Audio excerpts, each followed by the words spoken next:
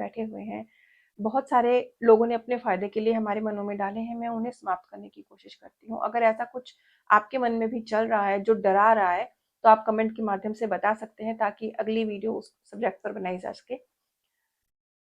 मैं आप सभी से एक सवाल पूछना चाहूँगी कि मान लेते हैं आपके 2 बच्चे हैं।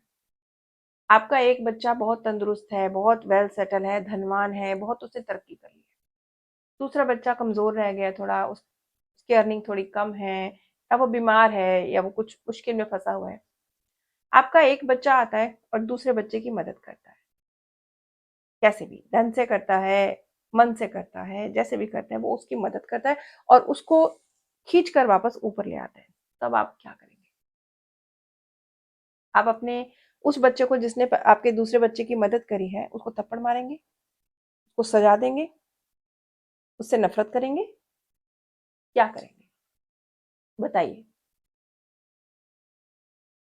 इसी तरह से जब आपको ये कहा जाता है कि आप बॉडी मत डोनेट कीजिए मृत्यु के बाद। अगर आप मृत्यु के बाद अपनी देह दान करेंगे ना, तो वो जो जिसके देह का बॉडी पार्ट आपने डोनेट कर दिया है, वो अब तड़पेगा, वो भूत बन के भटकेगा, तड़पेगा, अगले जन्म में उसको बॉडी का वो पार्ट नहीं मिलेगा। ये तो वैसे ही हो गया ना कि जैसे एक बच्चे ने दूसरे बच्चे की मदद कर दी और आपने अपने पहले ही बच्चे को थप्पड़ मार दिया। क्या परमात्मा ऐसे करेंगे? और अगर वो ऐसे करेंगे, तो क्या वो परमात्मा है?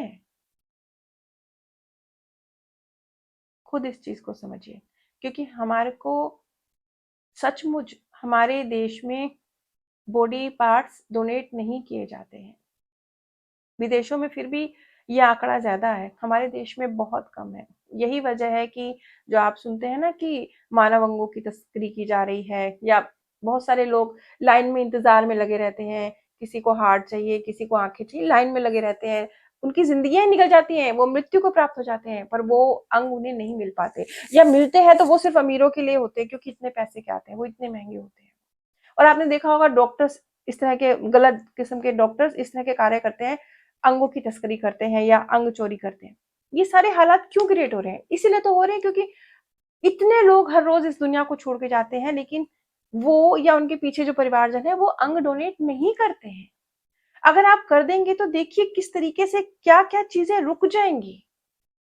इनडायरेक्टली आप कितनी सारी चीज़ों के रुकने की, गलत चीज़ों के रुकने की वजह, मानव तस्करी के जो अंग तस्करी किए जाते हैं उसके रुकने की वजह बन जाएँगे। जो डॉक्टर्स द्वारा ये सारे कार्य किए जाते हैं उनके रुकने की वजह बन जाएँगे।